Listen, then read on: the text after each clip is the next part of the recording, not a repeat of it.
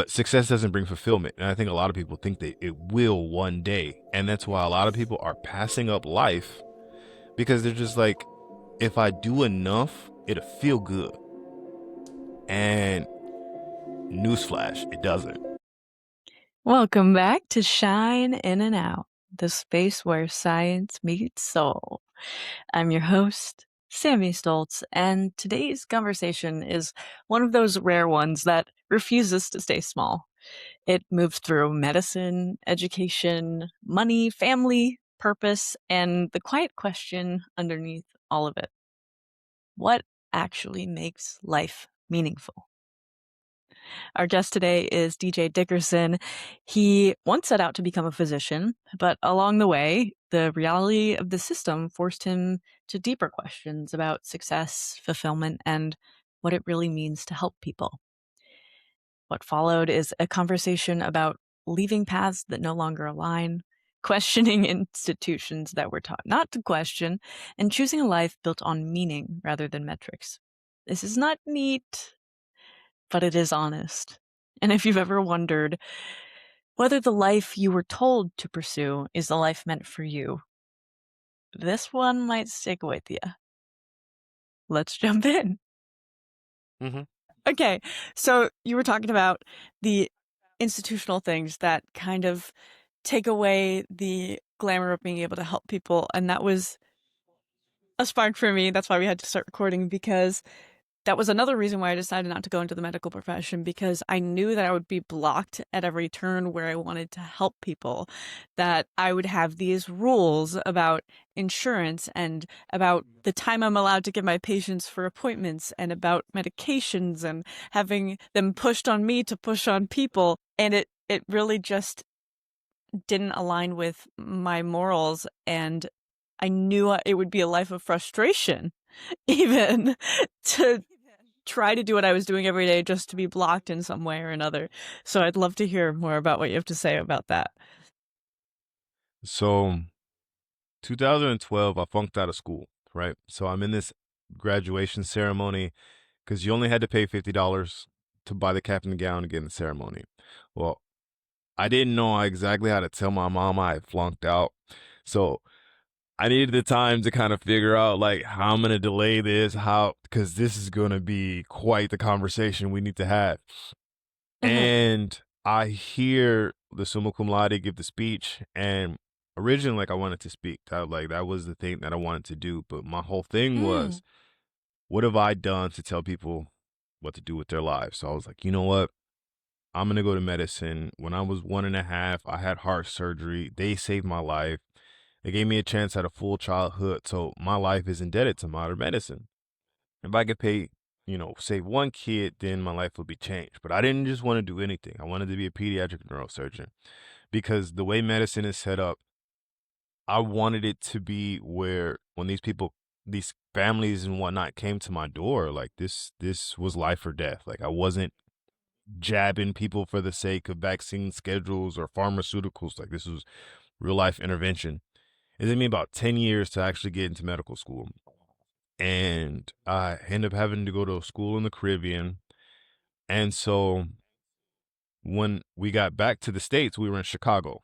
Okay. And so there's a hospital in Chicago, Mount Sinai, that the patients term Mount Sinai because Oh, it is an absolute clusterfuck. Like the phlebotomist would show up sometimes, not show up sometimes. They were chronically understaffed. The call lights look like Christmas lights because they're flashing in the rooms like nonstop. And you could tell just by running the exams who had insurance and who didn't. Because people who didn't have insurance, you had the basic CBC and that was it, right? If they got it. And the people who had insurance, they got real in-depth care. But what was wild to me was I would get in trouble because you're only supposed to spend 15 minutes in the room. And a lot of these patients didn't know what medications they were even taking. So I would go down and tell them, hey, this is what you're taking. This is how much you're taking. Like if you feel this, you need to come talk to your physician because you're having issues with side effects. This is what happens though if you take it and don't take it. And so they'd be like, you know what? Hey, I get you want to save everybody, but 15 minutes is, where you want to spend. 15 minutes? Like, I'm a student. You're going to have me go sit in the lobby and wait for you to call me again because you're upset that I'm educating them on what their actual medications are. And then the one that stuck to me was we had this lady and she was supposed to be discharged for the day and she wasn't. They were like, hey, you have dialysis in a couple days. Why not do it now? And, she's like, no, I don't want to. I don't want to. I don't want to. Well, like I told you earlier, the phlebotomist didn't come in. So her blood work was delayed. The CNA was tired, didn't report that she was bleeding anally. So when we finally get her CBC back, her hemoglobin is at like a 6.5. Like she can't even go to dialysis. So we run over there to tell them they need to stop. We hear the cold blue Oh, come off. So we run over there and she ended up hemorrhaging and she bleeds out. And, I was the last one doing resuscitations before they called the code. And when her sister came around the corner expecting to pick her up, like that scream that she let off, like will forever live rent free in my head. Now, mind you, this is a level 1 trauma center. Okay. So people are coming in with wounds and whatnot. So, like, it wasn't the first time I had seen somebody transition, but knowing the circumstances behind hers, it hurt because she died essentially from negligence. Okay. But then I found out that they have what's called these morbidity and mortality meetings where the entire staff is allowed to just truly be honest, tell everything that's going to happen because it's not discoverable. Okay. You can't have your lawyer read in the morbidity and mortality meeting. And they said all the things that went wrong. And then it was just policy and procedure. And I'm like, yo, this woman died of negligence. And we're just going to sweep it under the rug like policy and procedure. And that was the moment I knew I was done with medicine. Like I could no longer sit and work for a system that was one designed to like let the doctors get so deep into opportunity cost that if you speak up about the system, you're losing out. And so I just didn't know what way I would want to help people. I just knew that was no longer my calling, even though it felt like it was something that I was designed to do. And the reality of being on that side of the bed was just disheartening. And so the fantasy of that I had as a physician wasn't met by the reality of insurance and litigation. very well said. Brilliant. I can relate to that so much. And I foresaw all of that just by listening to what people had to say, before I even applied to medical school. And I really commend you. I mean, you put so much time and effort into getting into medical school, getting through it, getting into, the hospital and actually doing the work.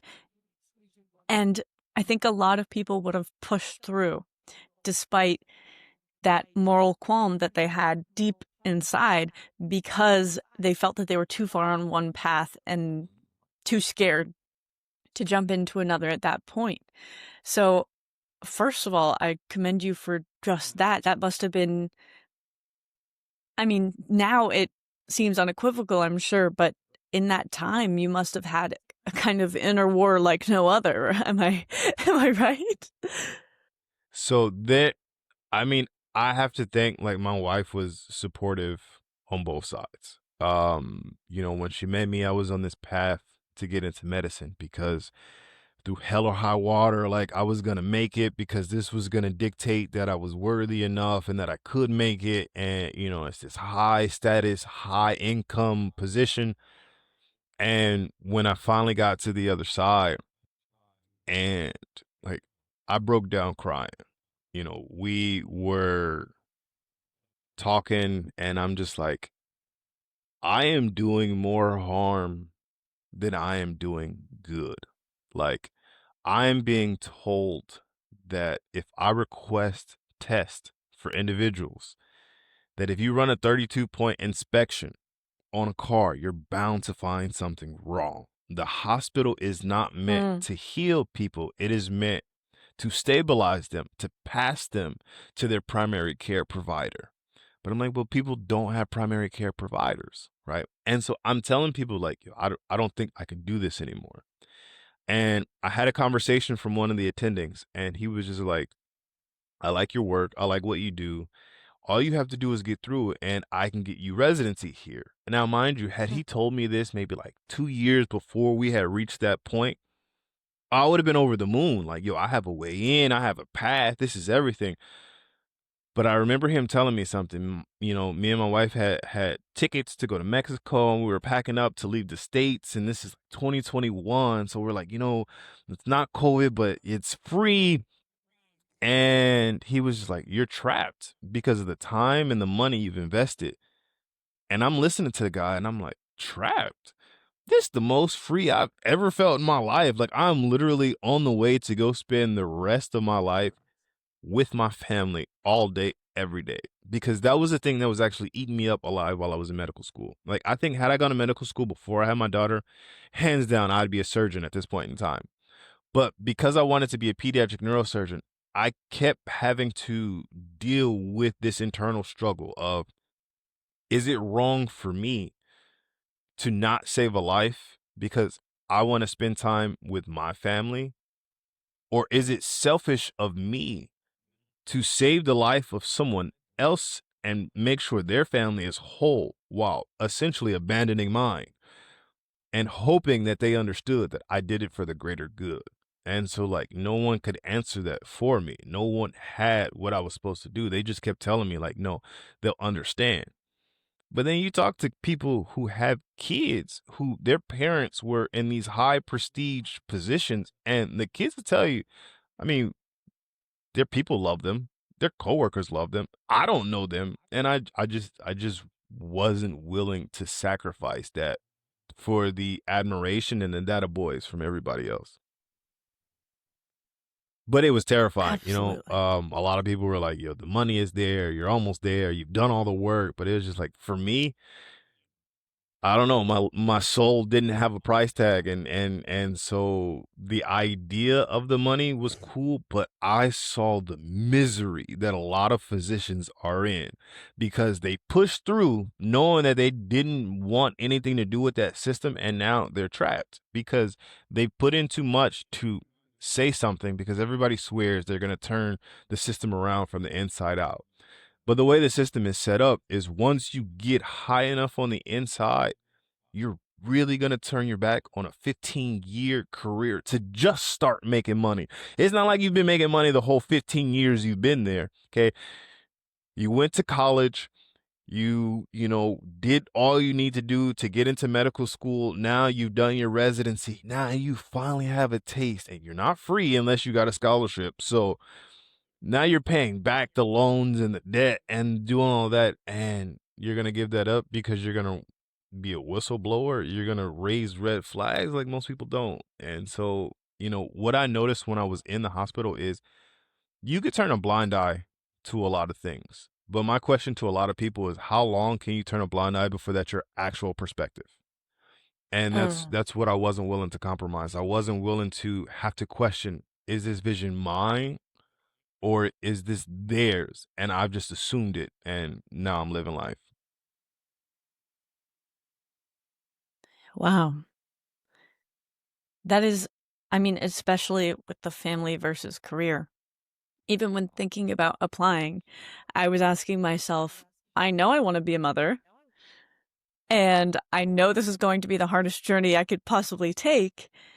And even just trying to find a time to have a child and to take time to raise them felt like it was at odds with the entire career.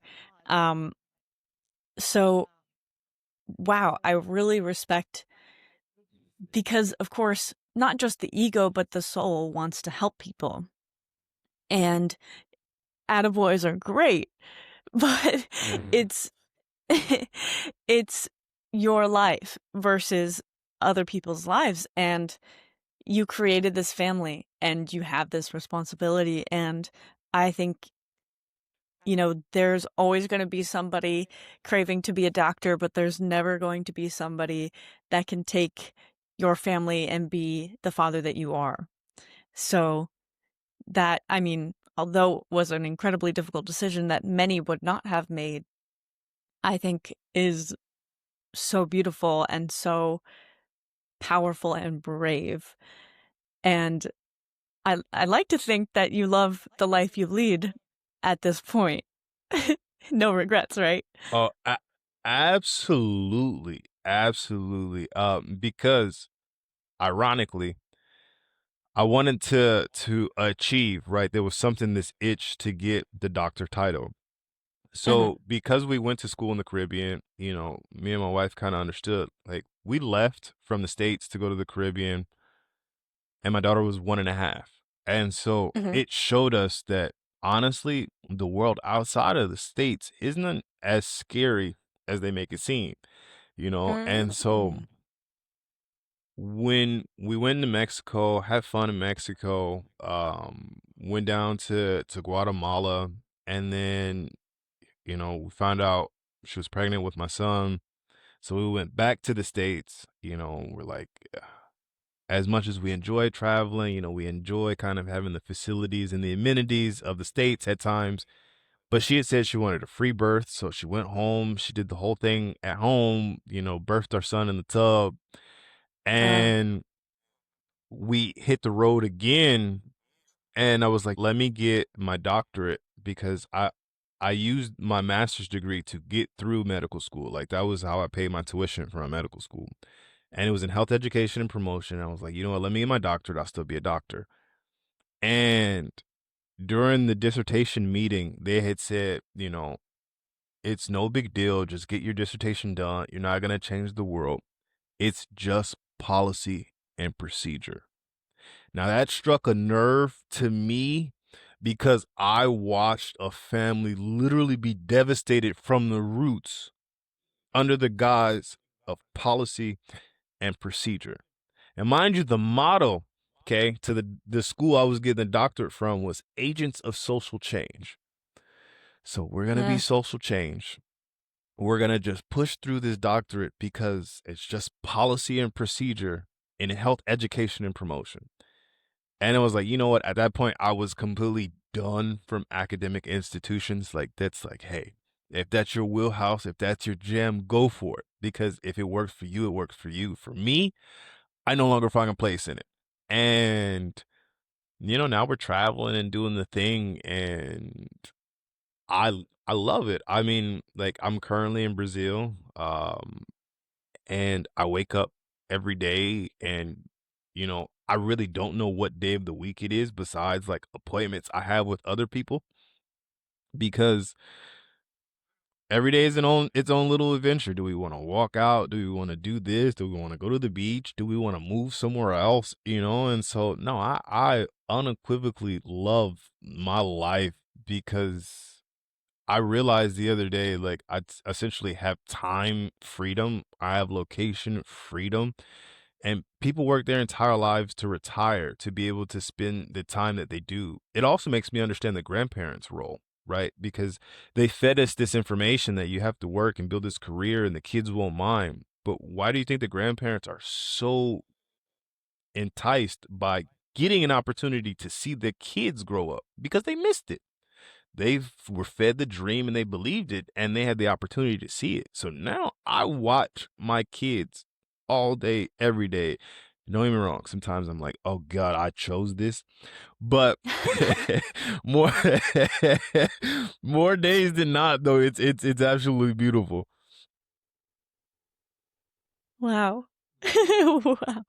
So much of what you said struck a chord, especially when they said when you were doing your thesis that you're not going to change the world, that we're just going to fulfill this policy and procedure. Because the whole point of being in a social change doctorate is because you're somebody that wants to change the world. Mhm. And for them to dismiss that so easily it makes you think how many people went in there, same thing as being a doctor, intent on changing lives and making the world a better place, and then just being shut down to, that's not how it works. Let's just keep going though. Well, because to change the world, you have to change the way you think. If you change the way you think, you have to outline and say out loud some flaws. And if you begin to state enough flaws out loud, you then have to make an honest assessment what's working and what's not working. The thing is, a lot of these institutions are built the way and are running the way they are because it was never really about the change, it's about the metrics. So when you pump people in and out of a hospital to fulfill quotas and metrics, it's not about getting people healthy. If you pump people into PhDs and degrees, it's not about actually creating a series of critical thinkers. It's about pumping people out to get the metrics to say, hey, these many people have degrees, which is why you have people who have these amazing doctorates, but can't actually find work because it was never really meant to propel you and let you go with the ground running. It was really just to take your money and then go on to the next cohort. Yeah. I mean, even the idea, like you said, health is supposed to be thriving. Why is our definition of health sustain you just enough to get through the day? You know, I want to prevent people from being ill. I want to change the world. And the changing of your definition of success, I think, from that of society, like we were talking about before we started recording, are these beliefs actually mine? You know, is this definition of success where I'm a doctor and I'm saving lives at the expense of time with my family, is that my definition of success? And so taking that time to shift and allow yourself that space to change what you thought was your belief the entire time is such a powerful stage of life that many people never get to. And I think about that a lot. You know, with my path, I told you I was going medical, and then I realized it was going to be not morally aligned with the person that I am and that I want to be and the impact that I want to have on the world. And so, like you, I transitioned toward PhD. But you're right in the sense that it's not about change, it's about metrics, because I love learning and I love changing my mind and other people's minds and my perspective about everything every day. I've got an open mind. I'm never tied to one of my beliefs. I just want to grow every day. So in that vein, I love studying. But changing it into, can I get an A+ on this exam? Can I get high enough in the ranks in my class to make a difference in the world because somebody sees potential in me? It's not the glamour and the beauty of education anymore and what you can translate that education into. It's how can you meet these metrics and how can you make us look good? Because we're only accepting you because we think you can make us look good. Not because we want to raise you and your beautiful belief system. We read your personal statement and we believe in your message wholeheartedly and we want to get you there. As much as I'd love for that to be the case. See, there used to be the art of education, and I like to explain people. So one thing I wanted to touch on when you were talking about success, I think the biggest thing to help me was I distanced myself from success because honestly, success is more defined by others looking to you. Yes. I prefer fulfillment, okay? Because success is how you get the attaboys, right? That's reaching the top 3% in academics and, you know, somebody giving you the always fantasized hand of we see and recognize your worth and let us help you find that.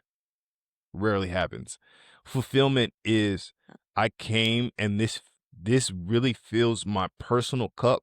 So what I'm giving from is the overflow rather than depleting myself, hoping someone pours back into me.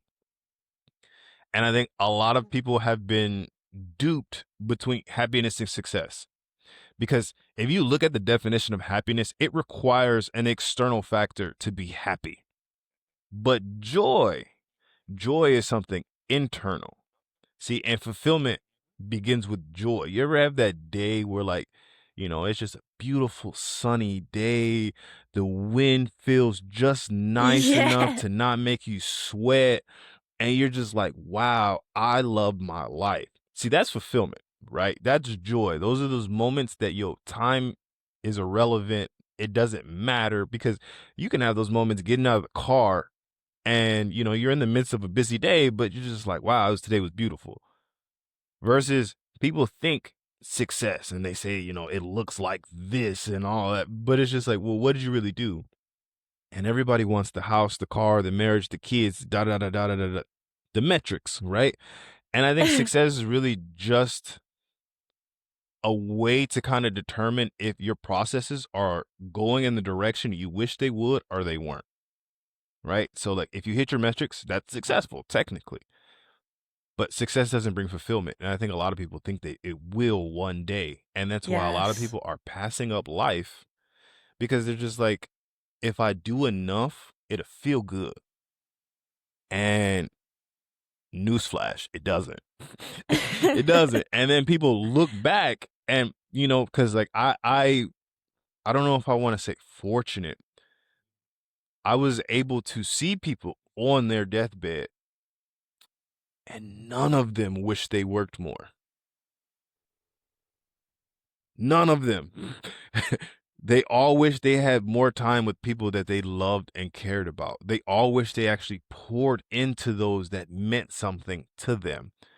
Because in the corporate world and in the job market, that shit will spit you back out when you no longer carry what they define as success. But your family, your loved ones, if you pour into them, they'll pour back into you. And so, that help and aid it to continue moving like in the direction that I'm doing because, my daughter's 8, my son is about to be 3. And like these moments, like I will never get back.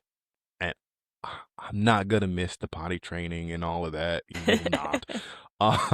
Uh, but you know, I think the other day we were going around, like my son is singing the K-pop demon, the Huntrick songs, and it's like full blast. Like he's got the dance moves and the fighting going on.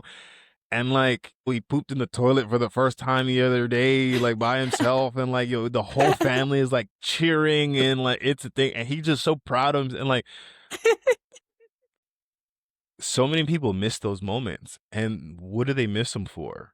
To work for somebody else, to put, and I know the money, the world runs off money, okay? And as much as it'd be great that it was just run out of love and affection, but how much do you need to understand like you have enough to enjoy the things that really matter? And I think that is kind of where a lot of people need to get. And like you said, you want the mind body connection.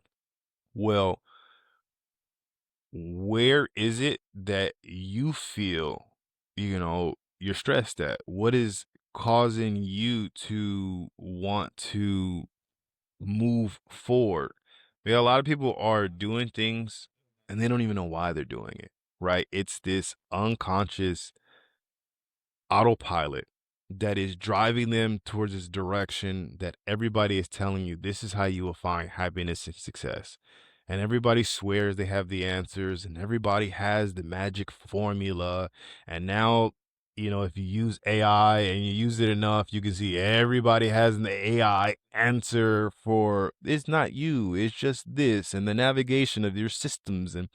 But like, we're in such an answer culture that nobody's stopping to ask, like, what do I want? What's valuable for me? What will fill my cup? What drives me to actually exist, be alive, and thrive. And everybody's so busy surviving that they don't ask what they need to thrive. Everything you just said is exactly what I'm trying to teach the world. So thank you for sharing more of what the world needs. I When you say you want to give from overflow instead of trying to pour that little bit that you have left in your cup into every area of your life that you want to serve, it's huge because I hit a period of extreme burnout that, I don't know, 8 years later, I'm still recovering from. And it was because I was always emptying my cup and never filling it. And from that, I learned that I give best from a full cup. And when you think about happiness and how it is in society defined as you see everybody doing this mental gymnastics of when I have this car, I'll be happy. When I have this family, I'll be happy. When I have this much income, I'll be happy. And because you're placing it on those external things, you're never going to reach it because you're always, as humans, we're always going to be aiming for better and better. And that's a great thing. But it's also something where you forget to congratulate yourself on your success because you're so ready to beat the new level of mediocrity that you've now defined as your current life. So absolutely, I think that we need to take that time. And I actually, with my clients, so many of them are unsatisfied with their life. And it's not because of one reason or another. It's because they don't know what would satisfy them in life. And you can't have what you want until you know what you want. And you're going to feel unfulfilled until you take that time to ask yourself truly what success and happiness means to you, what fulfillment looks like for you. And when you were talking about people on their deathbed, I actually have an exercise that I do all of the time, and I want more of everyone to do, is I think of myself on my deathbed because death is an incredible teacher.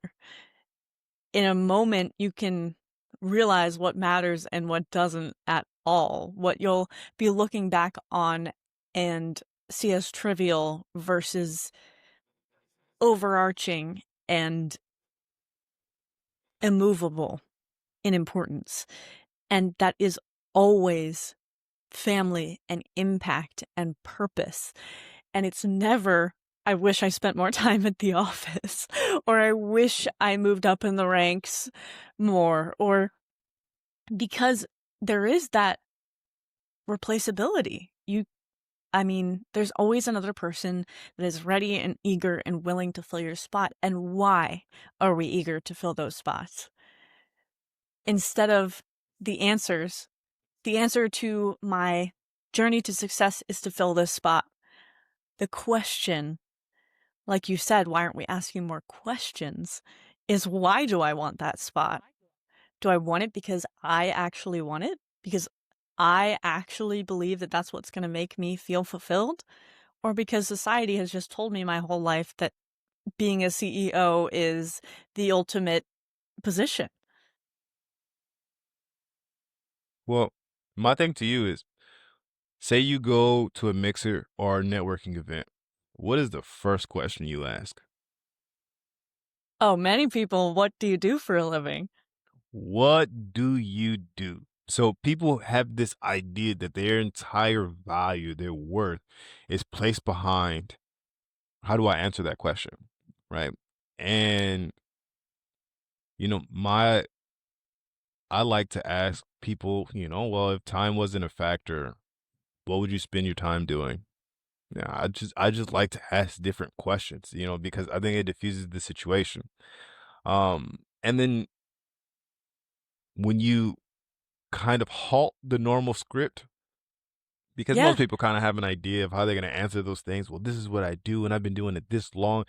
And even when they have really cool careers, if you've ever really taken the time to watch people in those type of events, there's always the next step in their evolution, right? So you would have um a entrepreneur or mogul who's going to branch out, and this is the new phase of evolution. This is the scale. Like, we, for some reason, we have this enamored quality with bigger, better, faster. And I'm like, well, but what about now? Like, how efficient are your systems now? Like, is everybody getting touched and reached?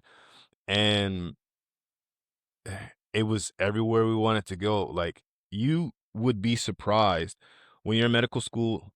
Almost no one wants to be a family physician, okay? Because it's the lowest paying portion Hmm. of the medical system. And I never thought in my life I would kiki ha ha at 150 grand. Like, like, it's only 150 to 190. Like, I would never. But you're also looking at people who are amassing 300 to $700,000 of debt. So you're looking at the long term practical nature of it. And we do that so often in our society. Where do most people live? They lived in the past and the future. Guess what? None of those places exist. They're all imaginary. And so everybody's either anxious or they're shameful. And that's because you're living in one of two directions. And you're never going to be able to change one, and you will never know the other. So enjoy the moment you got, because it's all we got and it's the only one. Absolutely. And it's yeah, living in the past and living in the future is something I see in almost everyone. And that fear of the unknown, I think, is the biggest thing for so many people. I used to have it like crazy. Like what's going to happen next, trying to plan out my next day before I could fall asleep. But the unknown is the beautiful thing. Now I see it as this is so exciting because I never know what's going to happen. And I think I allowed myself to be excited about those things by forming and developing that trust with myself that no matter what happens, I'm going to figure it out. And the only way I developed that trust was by putting myself in situations where I had to test it. um, Mhm. so I love what you said. Money is a figment. This whole system is a figment. I was actually writing a poem about it last night because it's all imaginary. Money is imaginary. We made it up. The stock market is imaginary. We made it up. These borders to our countries are imaginary. We made it up. Nature doesn't acknowledge whether a piece of land is China or America. And that tree doesn't care what you used its paper for in your bank account. It's baffling to me that people can be killing themselves when a stock drops or killing each other over the figment of a territory and basing their entire lives off of these imaginary things that we all just agreed to keep imagining together. So, I mean, I like to in take the it one step vein, forward further. sure. If you think of what a religious war is, it's people killing people over what they believe is going to happen when you die.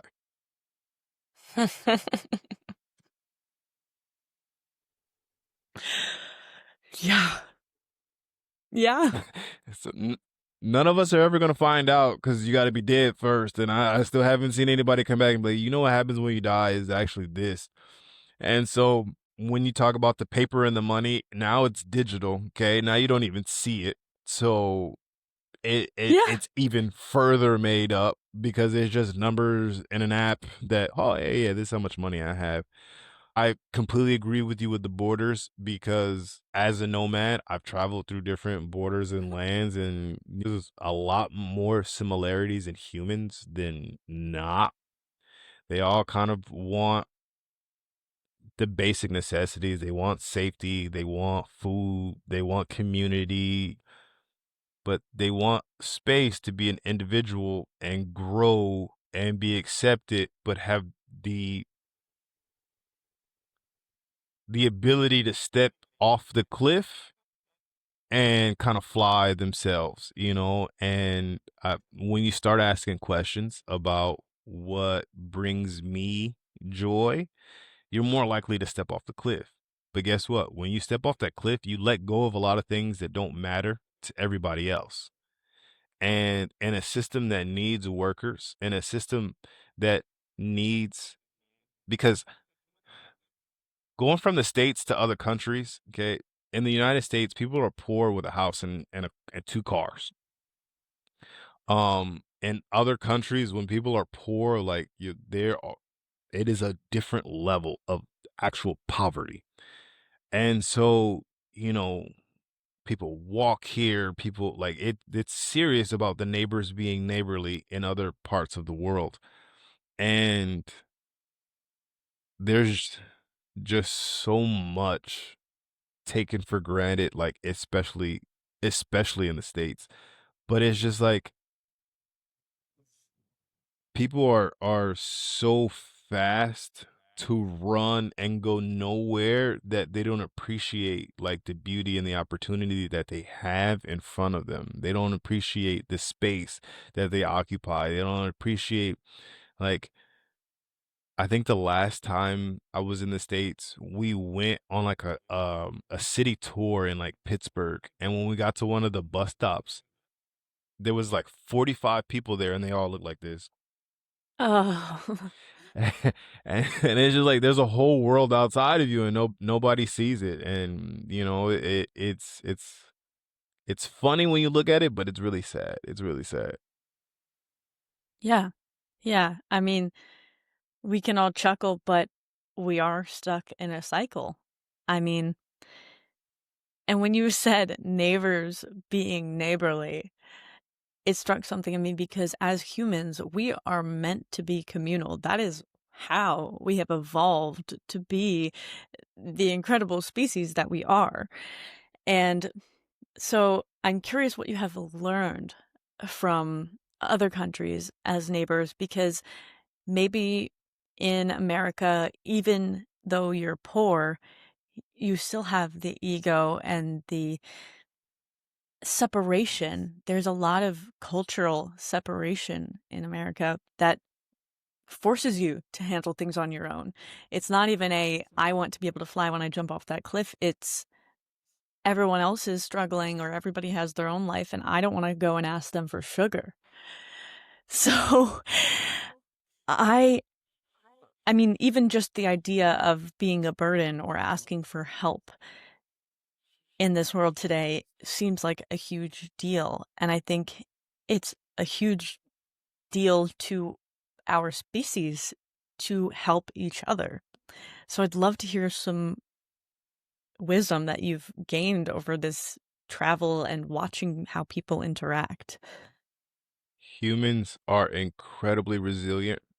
Um, I've kind of seen that they will make whatever living situation work for them. As much as we like to distance ourselves from the animal side of being human, oh, we'll make it work. They're a little bit of shelter to just keep the elements away from you. You will forage for whatever is there, but there is a lot of love when it comes to food. People will share their last with you. When it comes to shelter and clothing, most people are inherently good natured. Um, there are a couple of bad apples, and I think I've really come to understand that although it's detrimental, violence is an effective strategy for some. So I don't know if you could ever rid it completely. But just like everywhere else, there's a few bad apples, and I'm curious to know if violence would be less if people had less. But then I think about the people who actually start wars and whatnot, and then I think no, that's not the case. Because the people that are usually going to the massive scale wars are people who live like kings and queens. So Yeah. that kind of threw that hypothesis out the window. Um, but people want to survive. People want to survive, and even in those moments where things seem bleak and there's not a lot of hope, like love, laughter, and like the innocence of children is one of the things that I think really blend and bond communities together. And the biggest thing that I've noticed is kids are allowed to be more childlike and free in other places because it blew my mind that, my kid cries in America, everybody's looking at me to shut him up. And I'm like, I wish I could. Like, if I could, they would have been quiet. Like, don't you think I want peace of mind too? But like in other countries, they're just like, I don't, kids are kids. We never have to wait in any lines because they have preferential lines for kids because they're like, why would you keep them here to be screaming and whatnot? Get them in, get them out. In the airports in other countries, they have a special line for the families, the kids, the old. Get them in, get them out. If your kid is crying in the middle of it, you'll have people all over come. Like even in some of like the places that have a lot less, people will come give blankets. Maybe the kid is cold. Maybe the kid wants food. Maybe the kid is tired. Do the kids need a break? They'll start playing with them. And it's just like it warms your heart to see that there are such kind people and they don't need to give. And I think a lot of people are under the misconception that you need to have such a surplus to give, to thrive, to be communal. But the thing is, when you don't have to do it all on your own, there's this kind of relief that, maybe I don't feel well today. Like we were in Guatemala and I got COVID when I was working in the hospital.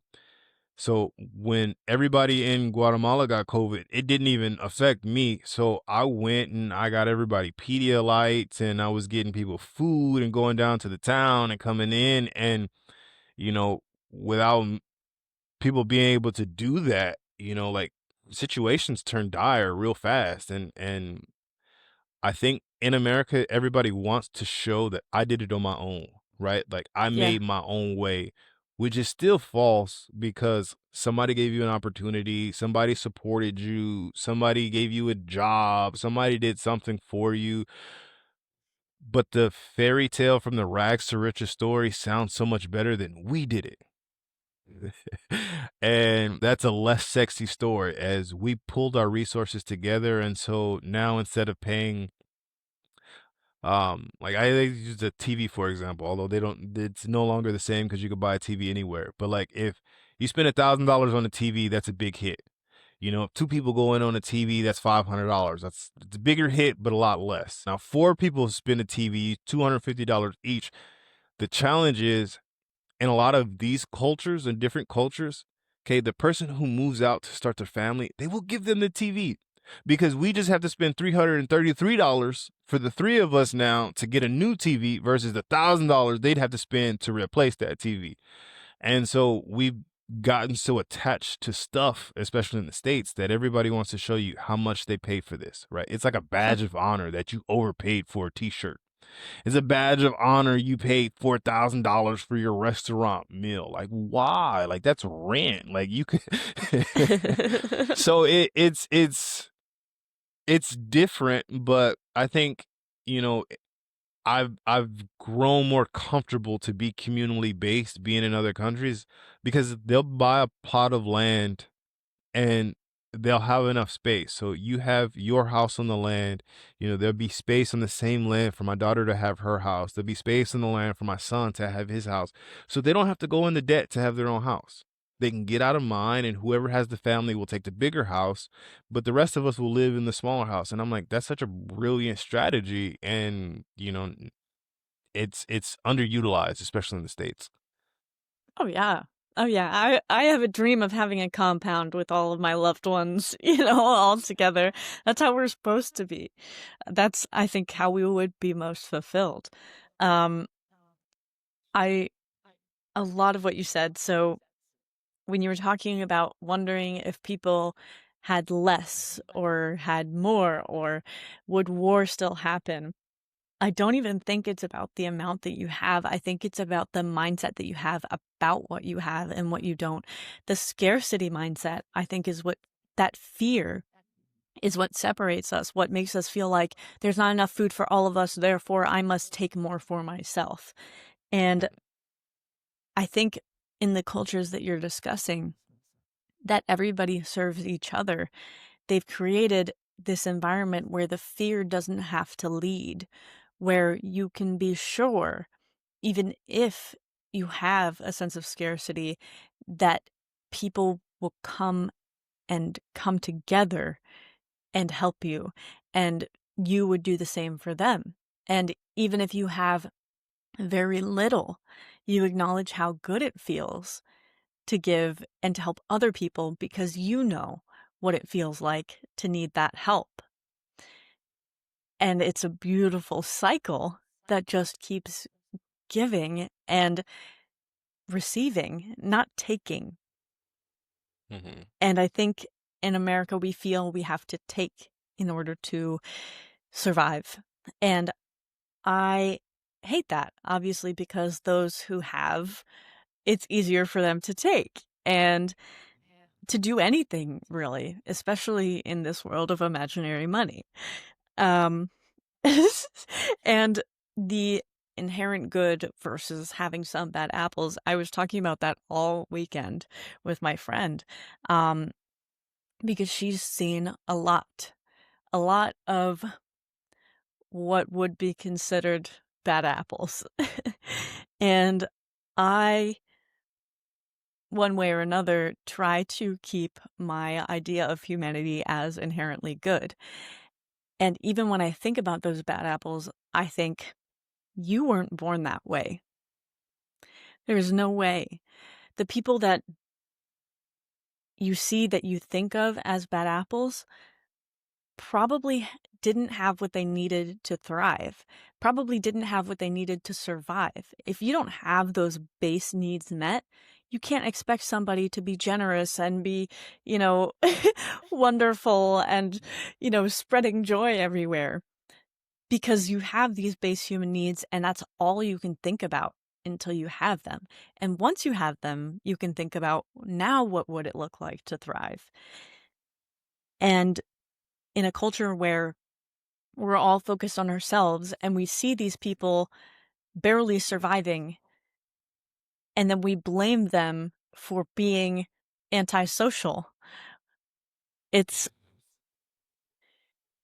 curious to me, and it's sad, because if we started from the beginning working to make everybody raise to at least the survival point and toward the thriving point, instead of worrying so much about ourselves and staying ahead past survival, past thriving, and into this place where we're so afraid of losing all of the things that we have, that we're more selfish than those who have nothing.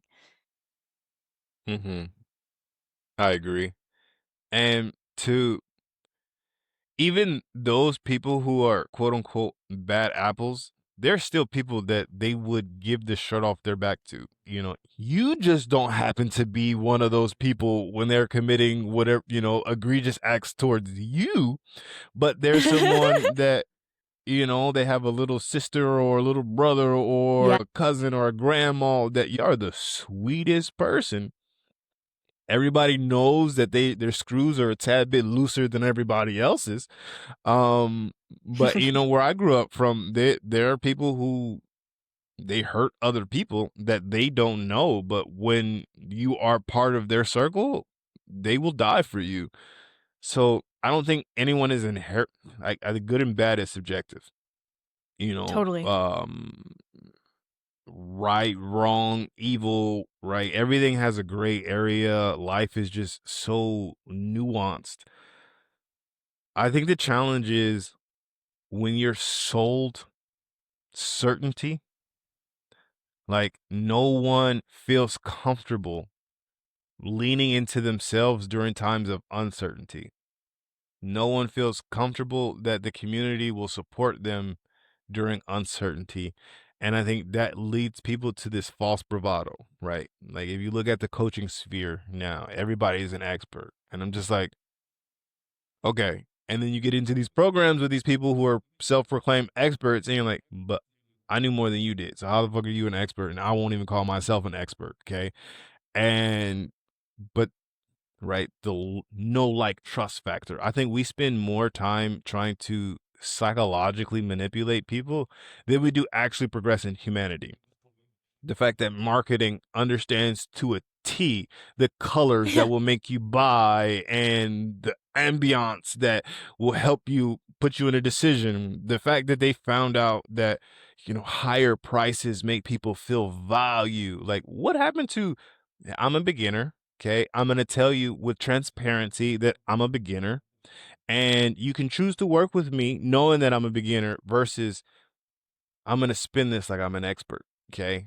And you wouldn't want to give me your business if I wasn't an expert. And then after 3 or 4, then I am kind of an expert and I can scale. Like, what ass backwards system do we have? Because we're preying on people's hopes and dreams. We're preying on people's pain. Like, the fact that most marketing is done through people's pain points, that should raise Mm. huge red flags. The fact that everybody is saying, make sure they know, like, and trust you. How do you trust me? I'm just posting shit on the internet, and half the times people are posting, it's not even them anymore. It's AI. So, like, it's the robots talking to me like they think humans would want to hear. You know, I'm, I remember, I think it was like 2016. Like, I went to like this beach party when like the party was dead. But on Instagram, it was like the most fabulous looking party ever. And for me, that killed social media for me forever. I was like, I was Right. there. It was absolute crickets. But if you looked at these pictures, you feel like you missed out. And so I think I've been fortunate to be on the side of like exposing what a lot of people find is reality. And so it makes it hard for me. But when it comes to kind of some of like the perils of society, like I think people claim they want brutal honesty, but then you give them honesty and they don't like it. People say they want transparency, but you're punished for actually being transparent.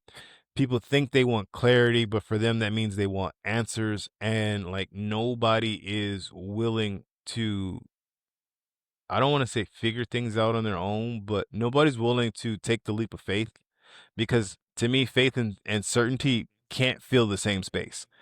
And so, for me, I struggle, I guess, in the realm of what they call coaching now because like how can I give you certainty when I don't have certainty? Like I don't know what I'm living by the seat of my pants, okay?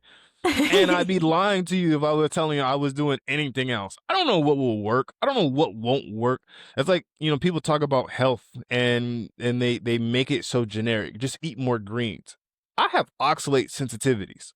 Okay? So you prescribe me to eat a bunch of spinach and guess what I'm doing? I'm spitting out kidney stones. Now, thank you very much for that experience, but no, your generic health advice does not work. That is, yeah, everything you just said. I mean, I am trying to get into this thought leadership coaching world, but I struggle to even proclaim myself as an expert in anything. And like you said, I have guests on here that call themselves experts in one field that I consider myself to be like sub to what I'm most passionate about. And everything they say on that episode is something I could have said to somebody. But I will never claim that I'm an expert in something because there's always things that I won't know. And there's always uncertainty. And I would feel better having no clients at all than pretending I have it all together. In fact, I don't want people to think that I have it all together. I want them to think and see that it's okay to not have it all together, that it's normal and that we're in this together. And if I can be vulnerable enough to show you that I am figuring it out as I go and I am happy, maybe you can be happy figuring out as you go, learning from me doing that instead of seeing this false version of me that has it all together and I have my health all figured out and you're following me because you want that. How about we normalize that it's all a work in progress? Life as a work in progress. I mean, my health is way better than it was, but like you said, it's never a one size fits all, and I am still getting to know my body. I said that at lunch yesterday, and my friend's mom said, I am too. And it just, I mean, it doesn't matter how old you are. It doesn't matter how long you've lived or how much you've played with your protocols. It's always just looking for better, but never perfect. And people are selling perfect. And you're always Right. going to be disappointed. You're always going to be disappointed. And Right. that is something I never want. I don't want to missell and disappoint. I want to undersell and change your life. Because I was looking into a lot of like the coaching, right? Because impact is something that I really wanted to make, and I've been in several coaching programs just because let me see it from the other side of the bed, because I've had the medical experience, right? I'm like, yeah, the Mhm. fantasy doesn't always quite live up to the reality, and like you got the business coaches that are working 100 hours a week. I don't want that shit. Like I could have picked up a job to do that. Then Yeah. you have like the health coaches, and like they have these annual health scares and all this other stuff, and the stress, and then you have like the relationship coach who's been divorced 3 times, so they can tell you like how to do a relationship. And I'm just like are people that in need of holding status, that they are willing to forsake who they actually are to portray an image? Because then I think about it. What happens if I create an image of myself that sells? Now I'm pigeonholed in that image. Yeah. Now I can't go outside because I must live to this degree. Because if I say I'm a health coach, let me show you that I eaten a pizza. Oh, how dare you? Yeah. Let me say that I'm a parenting coach and like I went off on my kids. How dare you? Like I'm a relationship coach and me and my wife are fighting right now. How dare you? And so it's just like, so I can never be human. Okay. And that's just one side of it. But to make it seem like you have everybody figured out, when you don't, there's this generic, half-hearted formula where you're not even really getting an intake. It's not even a quality intake. Like you're just accepting anybody who will pay, and they don't get any help. You're just giving this generic, like now everybody's like, there's a difference between understanding how the brain functions through a change in mindset and jumping on the bandwagon of mindset sales. Because I think a lot of people use the loophole that it's not my fault you didn't work. Your mindset's just not in the right place.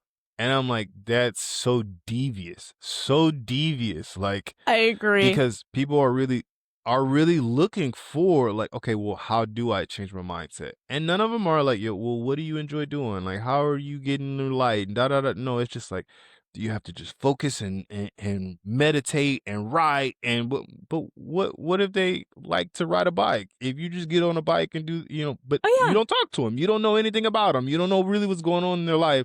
And how could you? You have 250 people who have signed on because you market well, And you got 5 minutes each. and you give them these 6-minute videos, and they're paying you $7,000 because of this and that and that. And it never sat right for me. And I'm sure I could have put together, something with what I've done in my background to sell people hope, but I'd rather have people actually empower themselves. And I don't think that comes with answers. I think that just comes with asking better questions. What do I want for my life? Where am I headed? What's meaningful, important to me? What are my actual values? Like, how do I see myself defined to me? When am I most proud to look myself in the mirror? Like, what relationship do I want to have with my spouse? What relationship do I want to have with my kids? To the people that have wronged me, do I want to build that bridge, or do I want to just cut them out? Are my boundaries static or dynamic? If they are static, some people forget you for the rest of my life. that should be reserved for small people, but hey, some of them deserve it. Yeah. Like, are my boundaries dynamic? Like, do they need to shift and change because I've evolved as a person? So are they keeping me safe, or am I playing it safe? There's differences and subtle nuances. How do I define the words that everybody else uses? Like, what does growth actually mean to me? Like, am I doing the things that I said I'm doing? Just because you're disciplined doesn't mean you're happy at the things that you're disciplined doing. Like, some people are extremely disciplined. They scroll hours every day. That is discipline. Okay, isn't that what you're looking for? It's not the actions and the routines you wish you had, but it's discipline. And so people just, I don't like buzzwords, and I like to question people's buzzwords. Like, well, what does that mean to you? And you'd be surprised how many people don't know after the buzzword's usually a safe word, right? Like, what are you doing? I'm working on my mental health. Okay, well, what is mental Hmm. health to you? Uh, to less stress. Ah, okay. So how do you feel less stress? Like, what is stress to you? Yeah. Mm. So what things make you stressed? Like, are there good stresses for you? Like, what things excite you when you're stressed up and your adrenaline's pumping? Uh, uh, um, Okay, so you're talking about cortisol? I mean, cortisol is easy, sure, but like, are you mentally stressed? Are you emotionally stressed? Are you physically stressed? Are you starved for intimacy? Like, where is it at? I don't know. I don't expect you to answer it now. You want to get back to me when you have time to actually think about it and dive into it. And so that's where I struggle in the whole like realm of coaching, because I don't feel aligned, pretty much charging people to therapy them just by asking a bunch of questions and sitting and listening and challenging the status quo. Yeah, I relate to that completely. And I, it would be amazing if I could do what I do and try to open people's eyes and minds and hearts and lives and get paid to do it and not have to worry about focusing so much of my attention on something that I could do to just make money when this is my true passion. And when I say that to people, the idea is, oh, all you have to do is find your niche. You just have to advertise well. And I'm like, I don't want a niche. I don't want a niche. I want to be my silly self. I want to make people feel comfortable. I want to make them feel like they're my friend.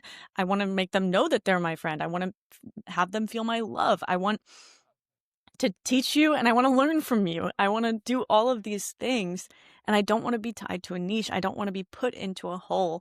And like you said, you can never truly know someone. And I think even if you sat there with yourself all day long, you could know the essence of yourself, but you're always changing. And I can never claim to be an expert. I will never claim for any of those things. I can just tell you, that this is my passion, helping you see that there's another way to live. And yes, time freedom is amazing. I mean, I know that I am not a person built to work a 9 to 5 based on how my brain works best in spurts, or how my body can't handle sitting at a desk all day, all of these things. So I know these things about myself. And yes, they're still changing and developing. And I know that perhaps doing it the way that people are telling me to do it and paying bots to advertise for me and sell things that no one could actually possibly sell. It sounds great because, yes, I would be making the money that I need to sustain myself and to focus on the things that I care about and the people I want to help. But it's not worth it. I would rather have another job, but then I'm not feeling I'm not giving from an overflown cup because I'm giving my cup to something that is sustaining my lifestyle, but not necessarily my soul.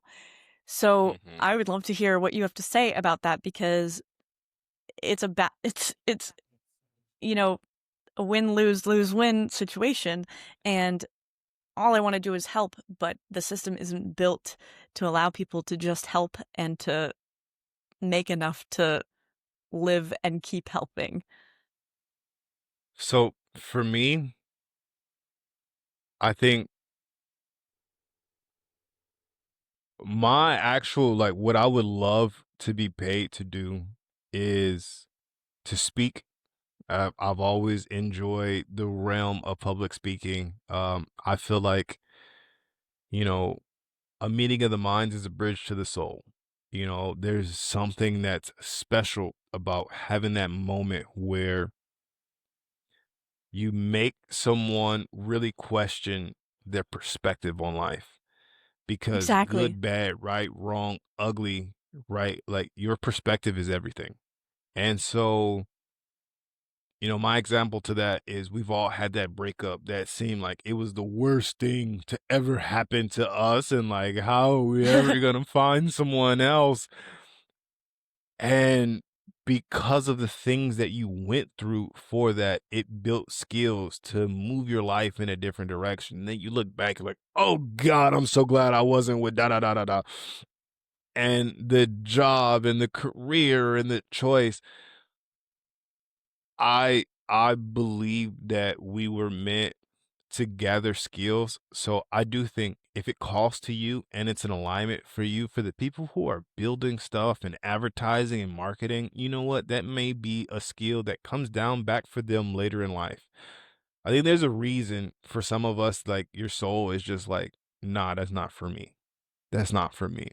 Because there's a part of you that doesn't want to give up this beautiful, nuanced flame.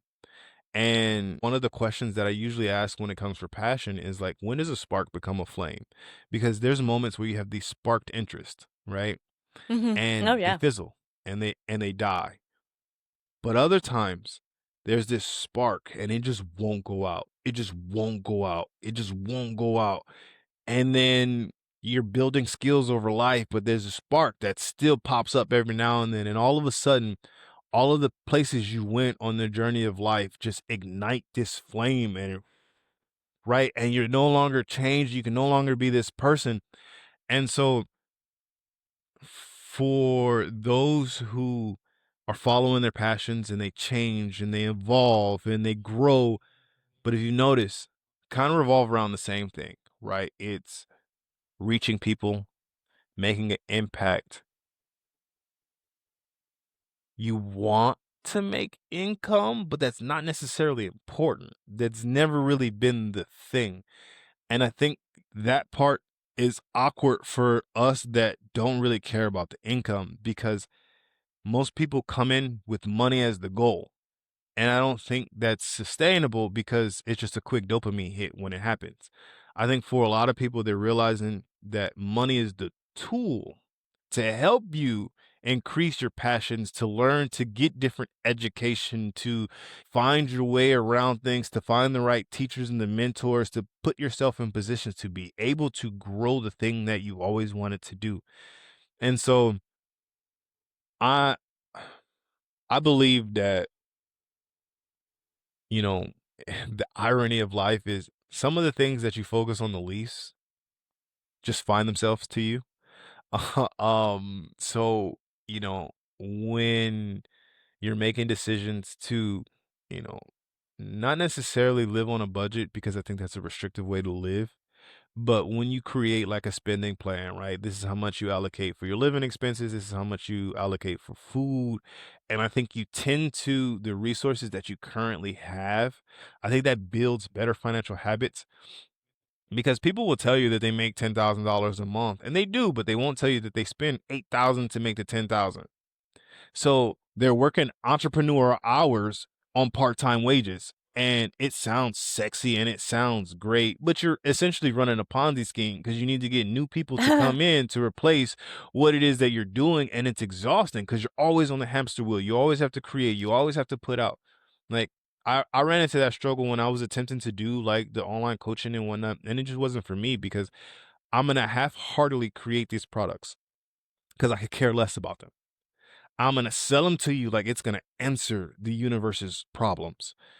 And then you're gonna buy them, and because I half-heartedly put myself in like, I can't put my name behind something that I don't absolutely 100% stand by. Same. And I'm not going to cheapen my name to slang a product, and it's just not what I'm willing to do. And so, like, I would rather just discuss, learn, grow, and build my network of connections. And hey, maybe one day I partner with somebody. Maybe one day I invest with somebody in something, but just for me, it's not worth it. I mean, would I love to make millions of dollars? Sure. I'd probably give most of it away, but it would just allow me to be more fruitful with the way that I do things and in the manner. But I live my best life. Like I enjoy my life. I need for nothing. I may want for stuff, but that's not, I don't think, necessarily a bad thing where you have to wait to get things. It teaches patience. And if you really It's actually more still want it, rewarding. sometimes you get it. But I don't have an answer to that, like if that's something that calls to you and like it really drives you and motivates you, sure. If it gets you in a better position because you're losing yourself to working, sure. If you're actually behind it and it's really got your stamp of approval and you're really putting that out, sure. But if you're just throwing them out there to see what sticks to market that even further, like, not my cup of tea. I completely agree. I mean, that's people were giving me advice like, "Oh, just, like, post some episodes and whatever people like the most, like, do more of that." And I'm like, "No, I'm posting these episodes because it's things that I care about and people's messages that I desperately would like to share with the world to help them open their minds and change their perspectives." And perspective is truly everything, like you were saying. And I have so many ideas in a day. They're all sparks, right? I mean, I could start a business doing this, I could do this, I could do this, but they do fizzle. And I think what stays aflame is what is your unequivocal purpose. And the way that you said that everything in your life culminates into exactly what you needed to do what you're supposed to be doing, I could not agree more. I mean, there are no bad things if you choose to have that perspective. Like, yes, there was pain involved and there were lessons, but those can be good things too. I learn better when there's pain involved. I remember things better when there's pain involved. And evolutionarily, you know, our strongest memories are those that are tied to emotions because of our survival. And let's not make the same mistakes again. Great. Thank goodness I made it now so I don't have to make it later. And thank goodness I learned that I don't want this or I do want this. And in the future, that's what I will aim toward. I'm trying to read my own notes. Oh, you said what you focus on the least will find your way to you. And that made me chuckle because what I focused on the least was what I was afraid of.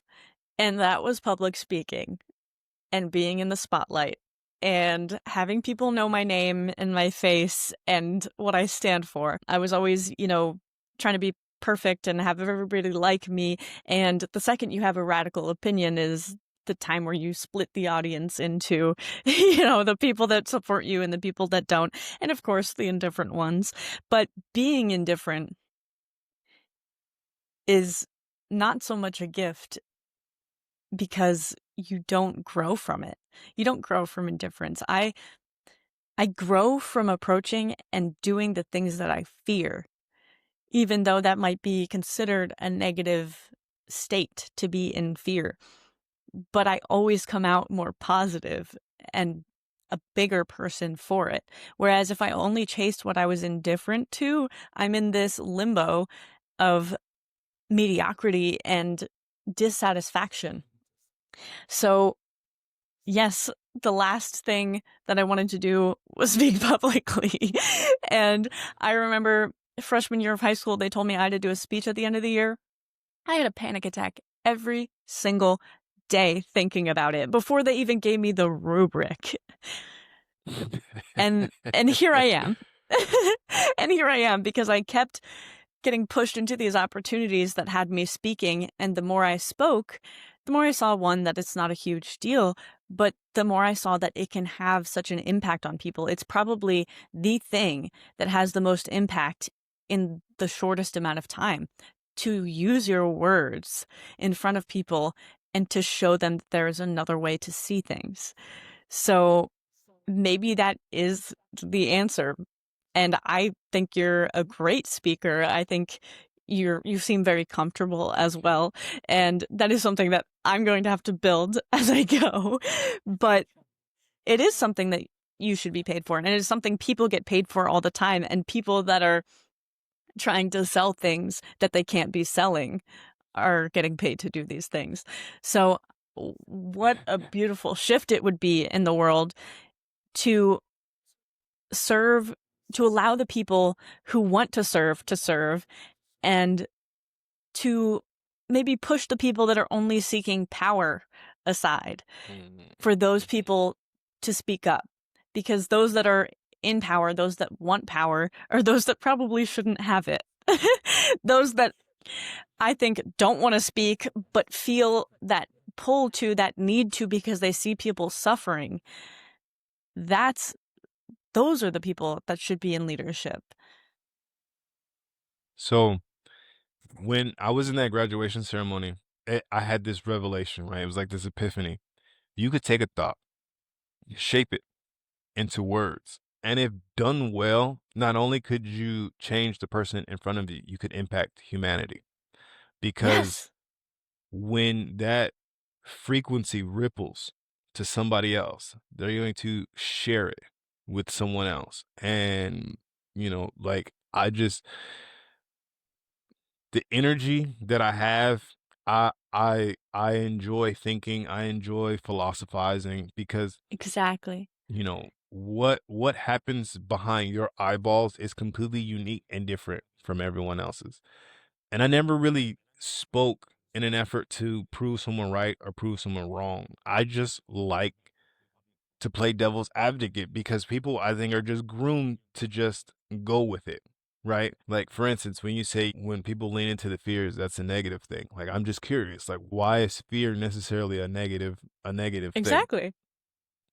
And so when it comes to speaking, I agree with you. So like I enjoy giving my thoughts, my opinions, my ideas. I still get nervous when I'm gonna deliver something because it's my art. And so like Yeah. there's this nerve-wracking feeling about unveiling your art to people because you're raw, you're exposed, you're vulnerable. Because like it's one thing to be the painter, it's another thing to be the nude model, like and so I do think more people should get to a place where they're able to express their opinions. And I would love to get to a space where people can have dissenting opinions that don't result in violence.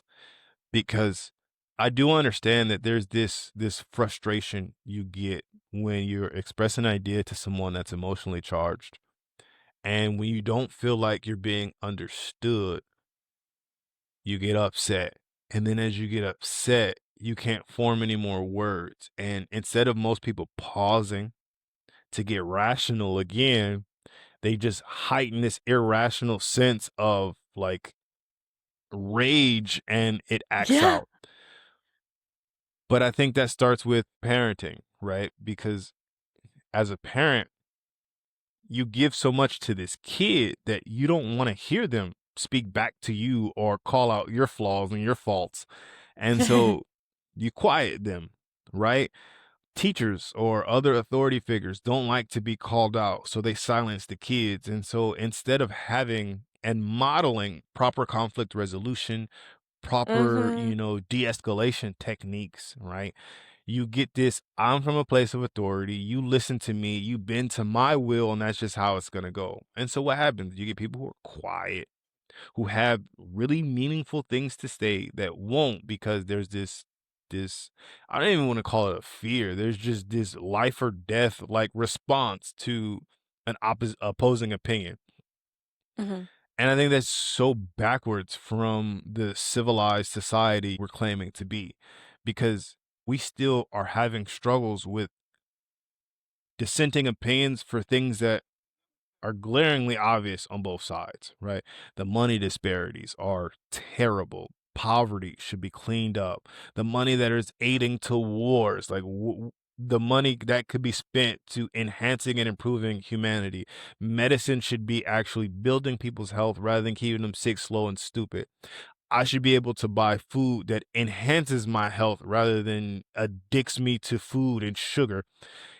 Like, I think marketing campaigns should be transparent. Like, I don't know what I'm talking about, but this is what I'm selling you. This is absolutely a piece of junk, but you could have fun with it for a few minutes. Like, those are the type of those are the type of conversations though I think we need to be having, and like, take the money out of politics, right? Politicians shouldn't be able to be Oh my purchased by gosh. other businesses. Corporations shouldn't be persons, and all sorts of, radical ideas. How is Wall Street dysregulated? How are the finances actually working? What are we doing as a country? Where do our taxes go? Why aren't we taught taxes? Why aren't we taught to cook? Why aren't we taught to grow food? Like, there's just simple things that we need to be able to have discussions about that we can't and we won't, but we do, but they're not heard. They're not listened to, right? People listen to what the Kardashians are doing. People listen Oh yeah. to, I don't even know who the celebrity news is now, but reality shows and drama, and that runs the headlines. And yet there are actual topics that people don't want to discuss, right? You could fall out with your family members over a political conversation, which is Yeah. wild to me because it's I not going to change your know. life really one way or the other. Um, like the people losing their lives over free speech, like it's disheartening, and there are real systemic issues that we need to get into hand. Police brutality is an actual thing that we need to discuss. Militarized police is a thing we actually need to discuss. What would happen if we stopped paying private prisons and, rescind the Oh my 13th gosh. Amendment? Would people actually want to rehabilitate people or not?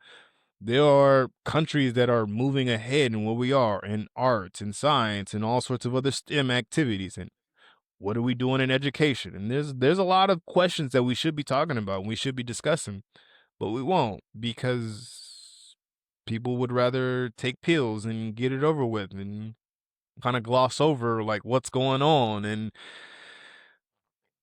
we do need more voices to be polarizing, because honestly, I used to want to straddle the fence that way. Like, I wanted Yeah, to speak in a way that didn't rock any boats because I thought that was I the know. best way to do it. But the challenge is they fall in love with the straddle fence version of you, and then when you actually show yourself, they don't change, you did. And you can't even be upset that they feel offended that you've changed, but you're just like, no, this was always me. But that's not who I signed up with. And so, like, I would Mm. just rather be myself. You like me, you don't, we can go our separate ways. It is what it is. But I'd rather be me always, because I don't want to have to, oh, the camera's on. Oh, now I'm this way. Oh, somebody's Uh, looking. Now I'm this way. Like, nah, I'm just gonna be me, brash, say what I gotta say, speak my mind, and walk off. And so I do agree more people need to learn to speak their opinion. I also think a lot of people need to understand like how to receive information and allow the emotion to kind of ripple through them and then return a response that is yes. rational and calculated, and see like maybe there was some sort of miscommunication, or perhaps there's a grain of truth that I don't like, but we could both build a bridge somewhere together and then use that to actually form a solution instead of just hitting each other or calling each other stupid. Yes. Yes, you are not a slave to your emotions. So many people are like, "Oh, I did that because I was angry." And I'm like, "Wow, if you took a minute, like that is no excuse because yes, anatomically, the part of your brain that administers listening, conscious listening, turns off when you're having a disagreement with somebody. But if we know that, we know we can slow down and have ourselves open back up to knowing that we could possibly be wrong. I mean, I, even in previous arguments with significant others, like I might come in with this, "I am completely right, and this is my perspective, and here's why you're wrong."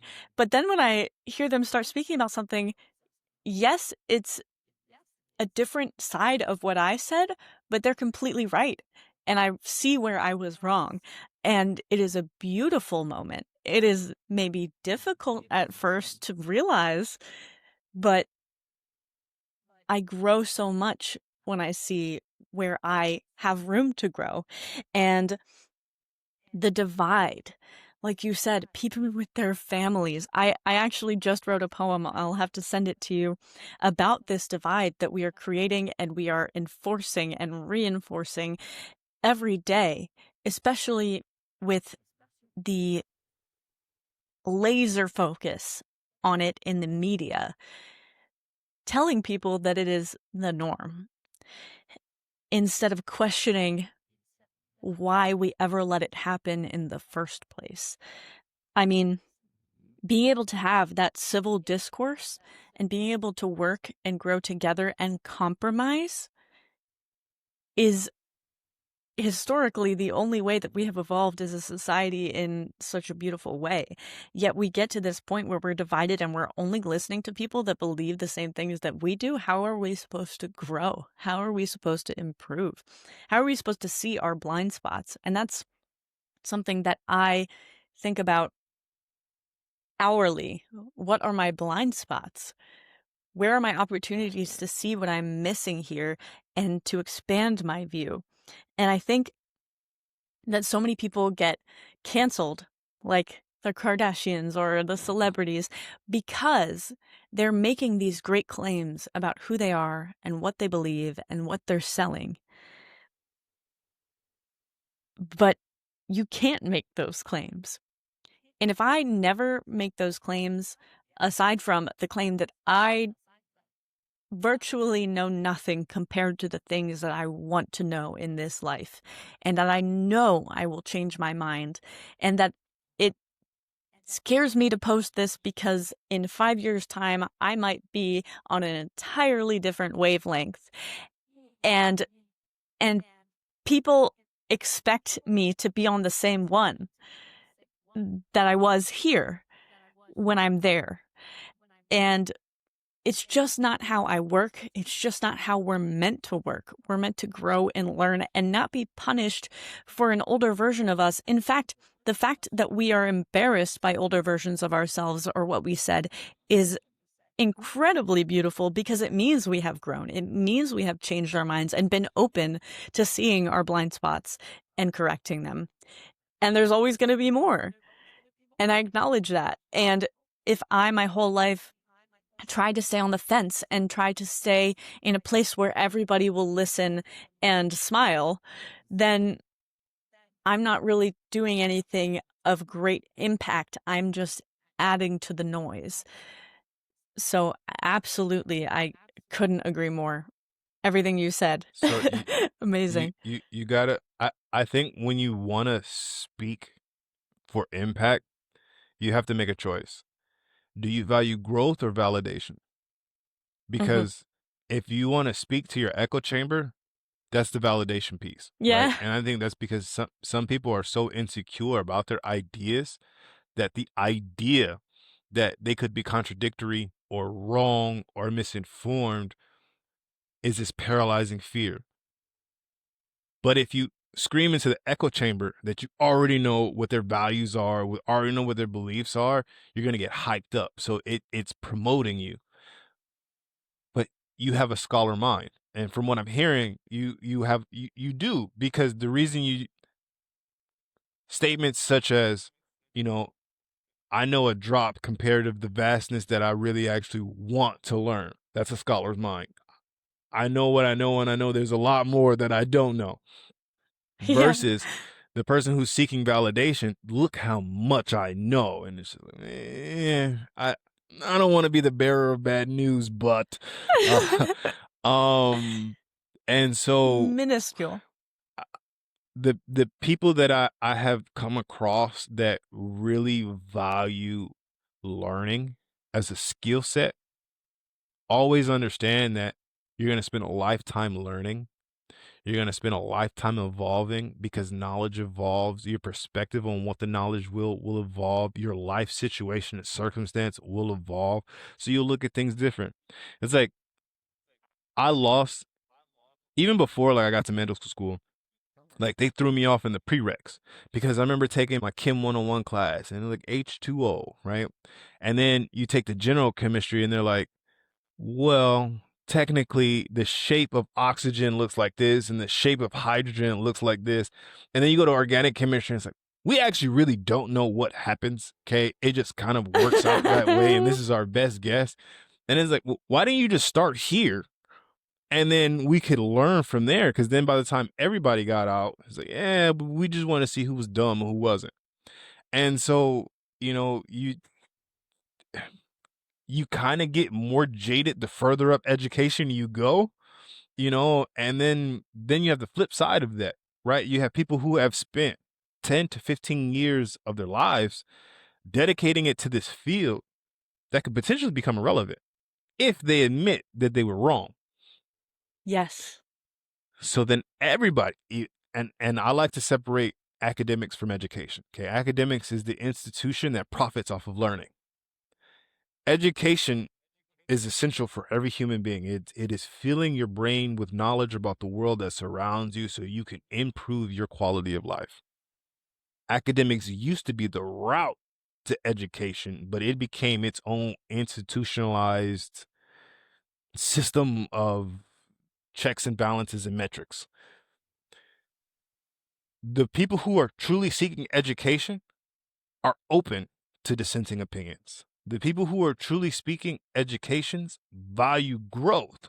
The people who truly value education are ones who realize there are so many different avenues that I could spend a lifetime learning and still won't know a significant amount of information, although I may know more than most others. And that type of mind is so different. And I remember one thing that really blew my mind is I was on this speakers panel and they said something that really like threw me off. There is the person who has skills in public speaking, and there is a person who has mastered the business of public speaking. Who do you Mm. think will get more stages? And I'm like, well, ain't this some don't we swear to be a merit-based society? Aren't we about the But person with the most skills should get the benefits and the rewards? But we're not. It's still the snake oil salesman, right? It's still the one who can sell you the dream and tell you that, they can give it to you in an hour. And so I have faith I understand the need for commerce and interaction. I don't understand necessarily the need to scale and grow and massive and be global because I think it's devastating. And I also think that people lose something once you grow past this certain point because there's one thing when, you do a service and you're working with me. There's another thing where you do a service and you're working with my team. And then there's a completely different thing where you're working with my conglomerate and, I've trained the person who's trained the person who's trained the person yeah, who's trained the so now we're playing telephone and we always know how telephone works, right? The further you get down the line, the cheapen the messages and it's probably going to be off. And so when you get to that place, I think there's just something that's lost, but we prioritize 100%. profits and numbers and shareholders. And so then you validate that my concept was correct, but I think you missed that growth piece. 100%. I mean, it's the question of before you even start, we should be asking ourselves, is there not a level where I would say it is enough? Because I'm going to set that now. Because the more I have, the more I'm going to see what having allows me to do. But there is a level where I will be comfortable and I will feel safe to keep my family sustained. And past that level, there's no benefit. And the amount of benefit that it could have to me in minuscule percentages versus the benefit that it could have to other people if I were to share it is like mind-blowing. And an unequivocal decision for me to contribute back to society, the society that listened and rewarded me for having these ideas that aren't common. And everything that you said, this like unquenchable thirst for knowledge. I was at the bookstore. My friend, love her. She is a fellow knowledge seeker. And so for her birthday, she wanted to go to the bookstore. And I was like, ooh, bad idea, taking me there. And I'm in the line with 8 books. I usually cut myself off to 5, but it was a special day. and the only thing I was worried about was, oh my God, where do I start? How do I, like, I was just so excited. And this old man in the line behind me is like, damn girl, like you get a lot there. And I was like, yeah, I know. And he was like, well, at least you're not on your phone. And I was like, there you go. There you go. If I'm going to spend my money on something, at least it's more knowledge. But, the ideas, the automatic trust that people have toward these authorities, these self-proclaimed authorities even. And like you said, the people that work for 15 years toward this idea to publish this research article, are you really going to sell everything short? Or are you going to fluff it up to make it sound like you actually did something with all of that time and effort? And when people see that something was published in a peer-reviewed journal, it's, oh, that is law. Like, okay, great. This study showed this, and therefore this, that's it. How many times, have we gone back and forth on things? Like, this study says eggs are terrible for you. This study says, actually, eggs are pretty good. This study says cholesterol is this, and even in science, like as a scientist, it is so hard for me to believe anything as solid and unchangeable, because even the things that we call theories are theories because we have so much evidence that it's a thing, but we can't actually say that it is. Mm-hmm. And when people don't question those things, how are we ever supposed to know whether they're right or wrong? So, yeah, I mean, has there ever been a time where you were insecure about your ideas? Because I definitely have a sense of insecurity about my ideas, and I think it's a healthy sense because I know that I'm not right in every regard. And so I have trouble speaking as if I am. But I know that I want people to open their minds to my ideas, and that's all I know. So what do you say to that type of insecurity? So I share that same insecurity, which is why I pivoted from giving people answers to just stating my own questions. And because I do have a science background as well, once you read enough research papers, because most of the public doesn't actually read the research paper. What do they read? They read the Yeah. discussion piece, they read the results piece, right? Or they But listen if you to an actually article that read it. Right. And so, like, A if you blog. actually read a lot of these research papers, you'll see that they'll let you know we had a lot of flaws in this study. What we actually wish we could have tested was some of the constraints were we were bound by da da da da da, and then you go into that conflict of interest section. Well, we're also part of this corporation and da da da. But most of the public isn't trained to actually read that. And then in medical school, I was part of the research committee.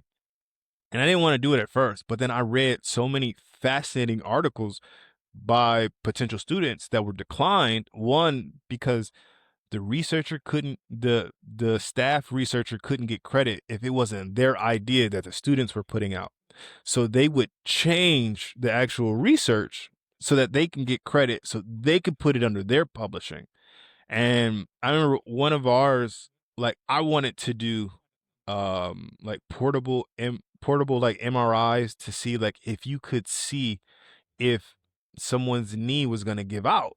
I was just curious, like, is there like shifts in the ligaments where you could see that there was actually gonna be pops and tears?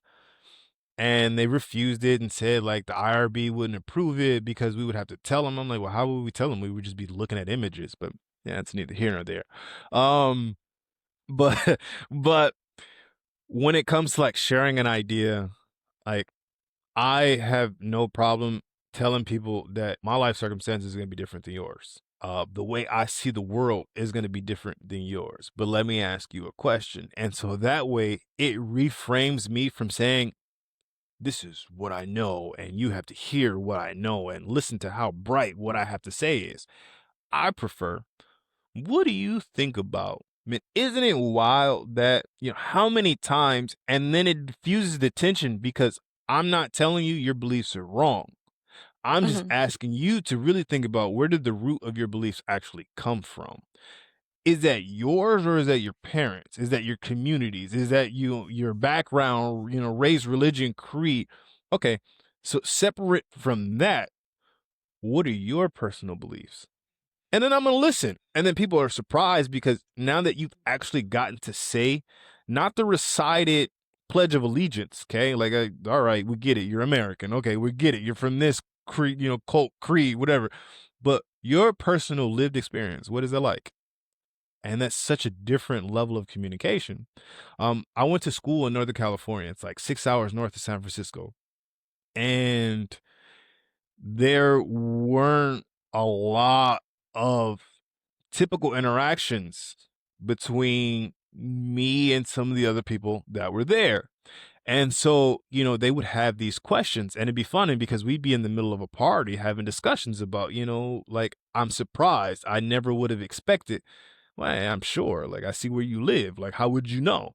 And they're like, well, yeah, but most people get upset when yeah, we're just having a conversation. There's no hate here. I have no hate towards you. Like, they just have a conversation. And then it completely eviscerates their stereotype and their preconceived Yeah. notions. At the same time, it acknowledges like, yo, you were an experience where this was not your experience. We lived different experiences. And then it's like, oh, wow, we may never be friends, but that bridge is now built where, like that seed of stereotype and hate you had disintegrates because it's no longer fail proof because it failed you already. Yeah. And Yeah. so I wasn't upset. I didn't bark out. As long as there was no hate or animosity, I could diffuse tensions in situations. And so it created, atmosphere. And then that's when I realized, like, people really aren't ignorant because they're dumb. They're ignorant because they just haven't had any experience otherwise.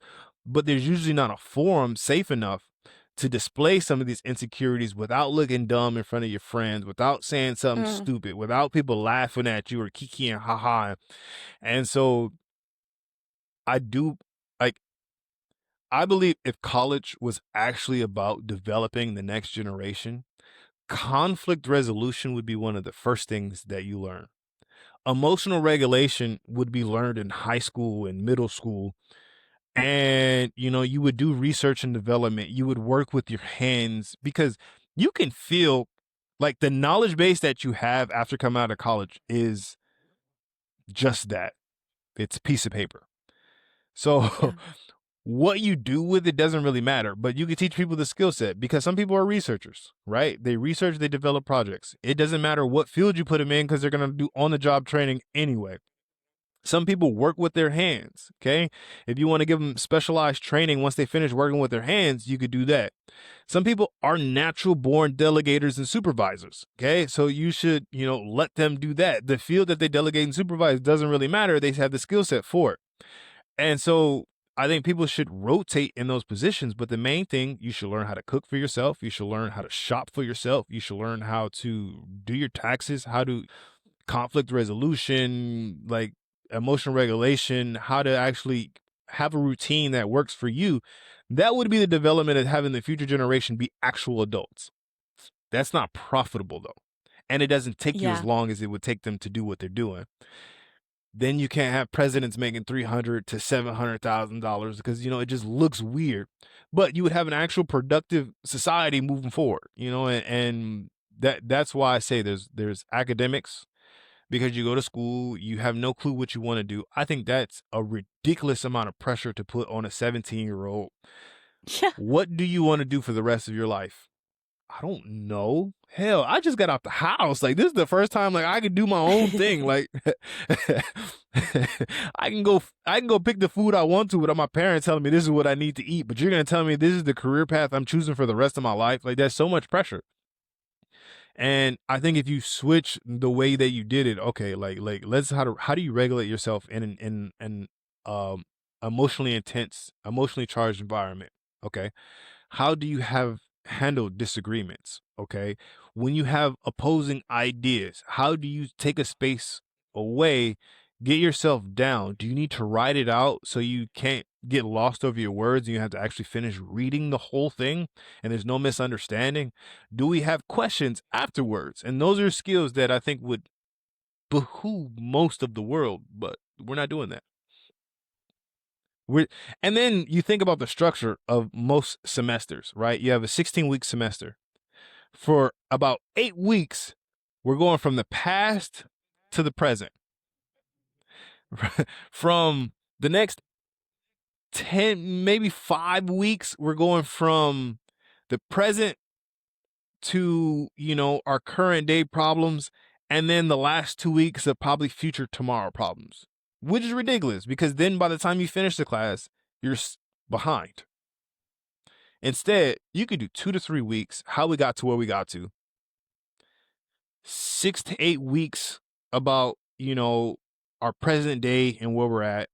And then, 4 to 6 weeks of what are future solutions for tomorrow. So when you came out of school, you're already moving the ball forward. And once again, then you wouldn't need a master's. You wouldn't need a doctorate because you would come out of your bachelor's ready to actually be a productive member of society today. That's not profitable.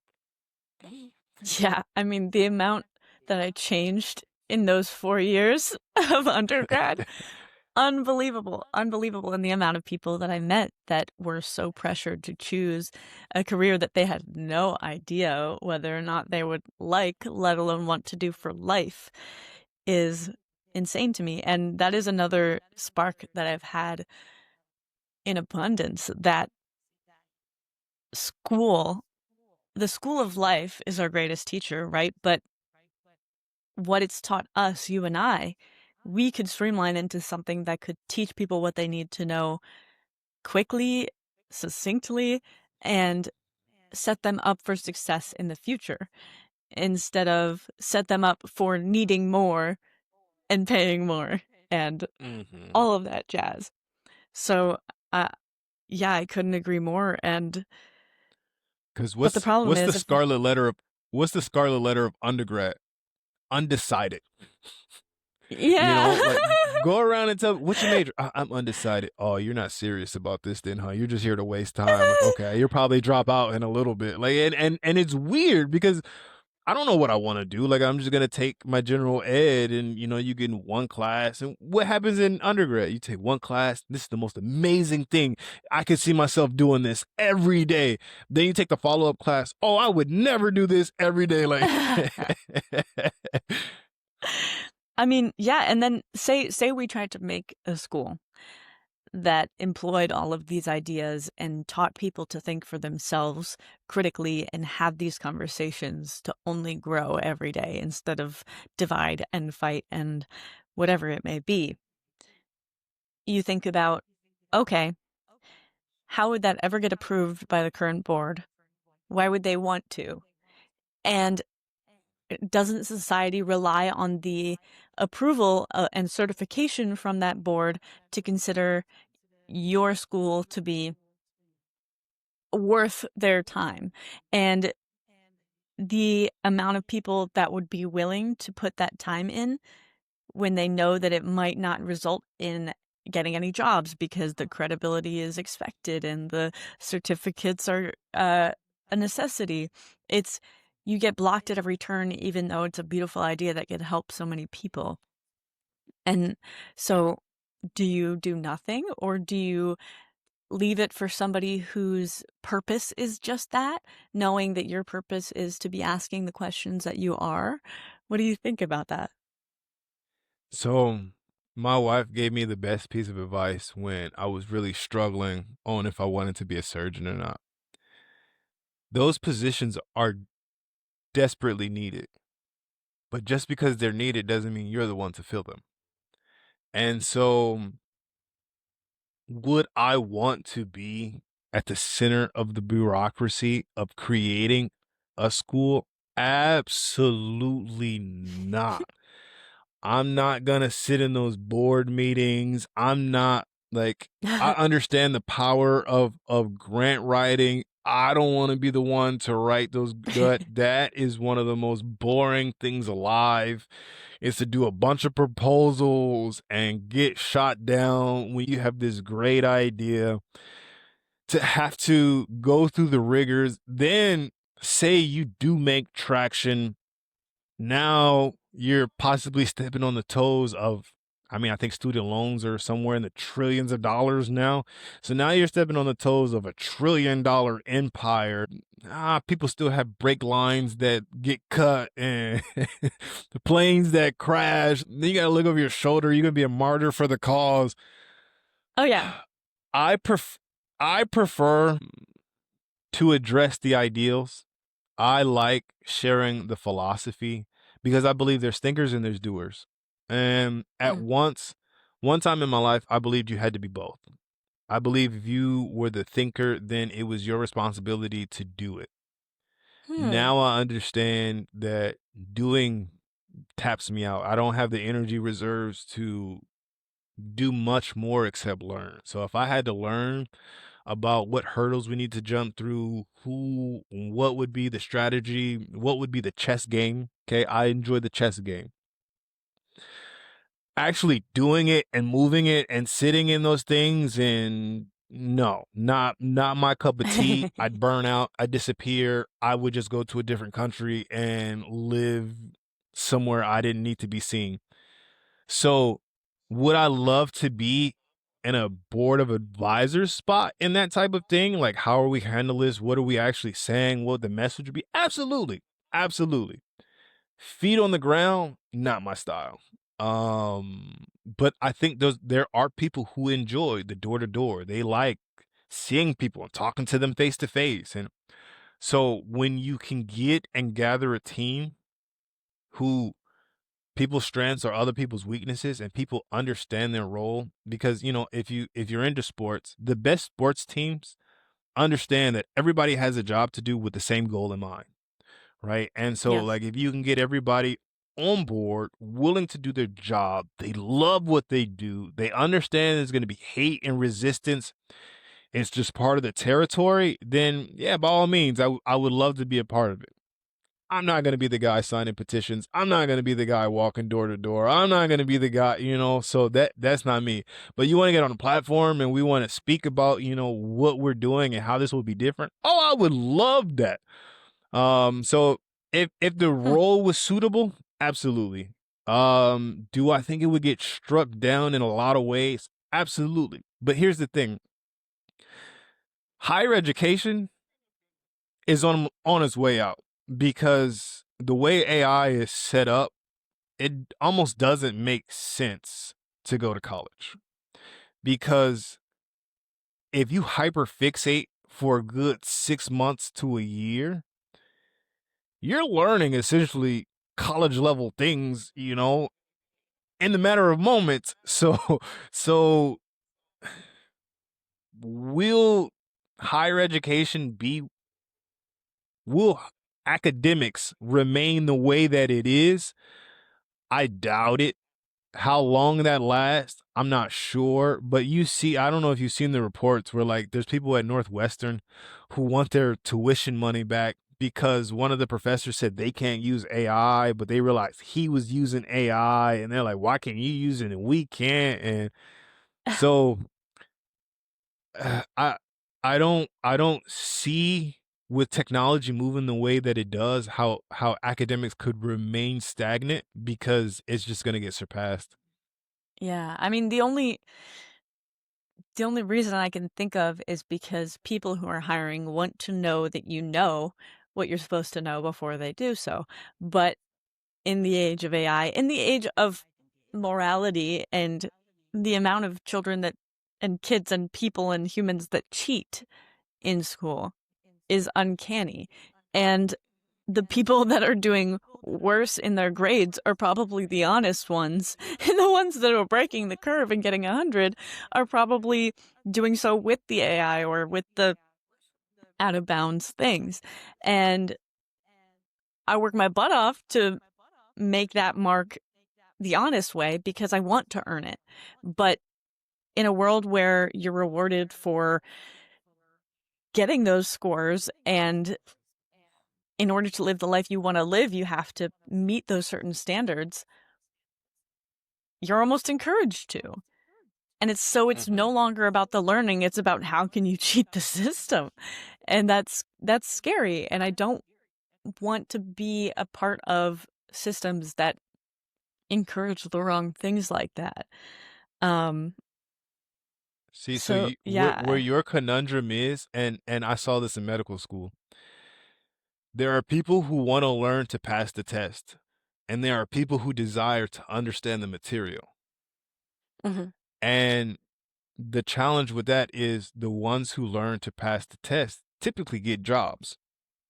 The ones who Yeah. understand the material don't like the system, so they fizzle out. And so, is that better or is that worse? I think for the people that are being served, it's worse. For Yeah, it those who forces realize you. that they don't want to be a part of the institution, it's better because they're like, you know what? If this is who you want to praise and this is who you want to reward, I'm good.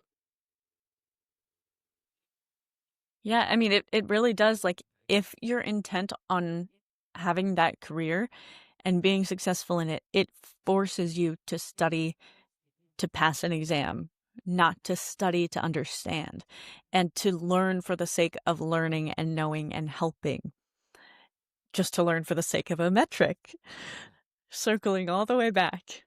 So, yeah, and when will we create a different view and a different diagnostic for people's value than a number on a page? That will take time, I'm sure. Yeah. So I understand where the idea of standardization came from Mhm. because in a world as you see now, like coaching, when anyone can be an expert, there are people giving terrible advice. At the same Unhealthy. time, at the same time, people don't understand the politics that go into the certifications and the credentials. And so there's this built-in factor of trust in these credentials that aren't necessarily merited. Like there are so many would have been wonderful physicians who couldn't afford to stay into medical school. Not that they couldn't handle it, not that the pressure was too much, not that they wouldn't have been kind, sweet, warm-hearted physicians. They just didn't have the financials to keep playing the game. Yep. And then there are those who they are third generation physician kids, and I don't know if I would necessarily trust them to give me water, but they're somebody's doctor now. And, you know, because you see their credentials, you never really question a doctor's knowledge until it Yeah. violates you and you're like, how dare you, a horrible doctor, or whatever. But up until then, like nobody really ever checks what school they went to. You just see the plaques on the wall and like, oh yeah, they're qualified.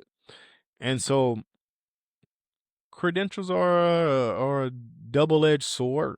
Yeah. Standardization, I kind of get where the practice came in, but I feel like there needs to be a system or some sort of way for people to transparently state what they know and what they don't know. And I think if you got into a community Yeah. where transparency was the core foundation of the learning and the growing and the experience, I think then people could then make their own assertion or informed consent of, do I want to work with this person or do I not want to work with this person? And then I think that would lessen the burden of having to seem like your expert status, because like I Yes. hate that advice. Just be one step ahead of your client. Well, what happens if your client's a fast learner?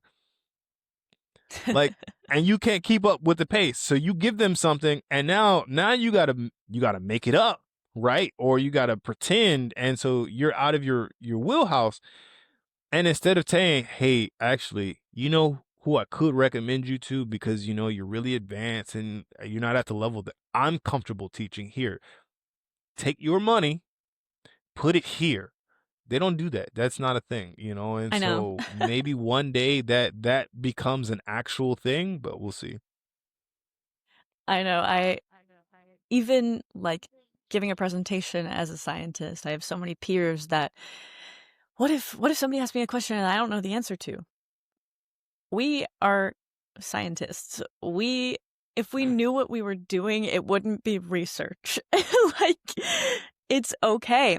And I tell them, don't say don't say whatever comes to your head because you're scared of seeming like you don't know anything. Say, that is an incredible question and something that I am curious about as well. I am going to gather some literature and I would love to discuss that with you further. Come find me. You know, like it That's doesn't, it's that's a not, question I never even thought about. Thank you so much for bringing that to my attention. You have just helped me and my team so much, you know, like and yeah, you turn what would have been a negative into a net positive. They feel good about themselves because they asked a great question. yeah, You're authentic and honest. Now you actually get to move science forward. that's the whole point, right? The collaboration, yeah, we need those different minds. Um, Well, DJ, this has been one of my favorite conversations ever, period. But we are at 2 minutes and 5 seconds, and we never discussed what we were supposed to in the first place, which was your nomadic lifestyle. So I am going to have to humbly request to have you back on here, because I know that there is so much more that we have to say. Um, and so much more of your wisdom that I want to share with everyone that I can. Um, so as for now, I will let you go. 2 hours and 6 minutes in. Thank you for hanging with me. Thank you for your openness and your beautiful ideas. And I can't wait to learn more from you and hopefully collaborate on some incredible world changing things in the future. And Sammy, has been an absolute pleasure, and I would love to come back. This I enjoy Great. having conversations with the scholarly minds, and I look forward to it again. It's the spice of life. Would you like to impart something on the audience, something that you wish you could tell your younger self right as you were jumping into college? Uncertainty is the spice of life. Embrace it because it's really the only truth that we have in our world. Because safety, security, and certainty is illusion. It could be gone at any moment. Yeah. So if they tell you that it ain't for you, but you feel it is, go for it. Because the moment that you turn the corner and it feels great and you're doing what you're supposed to do, they'll all tell you they loved you, they believed you. So let them doubt you now. They'll be your fans later. And at least you'll be able to look yourself in the mirror. 100%. I love that. I love it. Absolutely. I mean, everybody that ever made a difference was doubted in the beginning, no question, because those ideas weren't accepted. So have your ideas, go crazy with them. Hmm. And I mean, I was just thinking about that this morning, like how many artists and thought leaders and philosophers weren't acknowledged, their ideas weren't touted until they died. And Right. it's like, okay, as long as I'm getting them out there, as long as I'm helping a future generation, let's go. It'd be great if I could be powerful enough to influence and see the influence in my lifetime. But regardless, if I'm doing something that I truly believe in, then I'm never going to regret it. And seeing that's the best part because you can't regret what you're doing today because today's all you get. And if you love yourself today, you'll love yourself tomorrow. That's my guess. Yeah, loving yourself is the key, and we'll have to talk about that another time. All right, but you have a good one, man. I appreciate being on. All right, DJ. Thank you so much. DJ, thank you so much for being here today and sharing your journey and your wisdom. If there's one thread running through this entire conversation, it's that fulfillment rarely comes from the path we're told to follow. It comes from the questions that we're brave enough to ask about success, work, family, and about what truly matters when all of that noise fades away. DJ reminds us that life isn't a checklist of achievements, it's a series of choices about how we spend our time, who we give our energy to, and whether we're living by our own values or someone else's script. If this conversation resonated with you, share it with someone who might need to hear it. As always, thank you for being here, for thinking deeply, and for continuing to ask the kinds of questions that make the world a better place. Until next time, keep shining.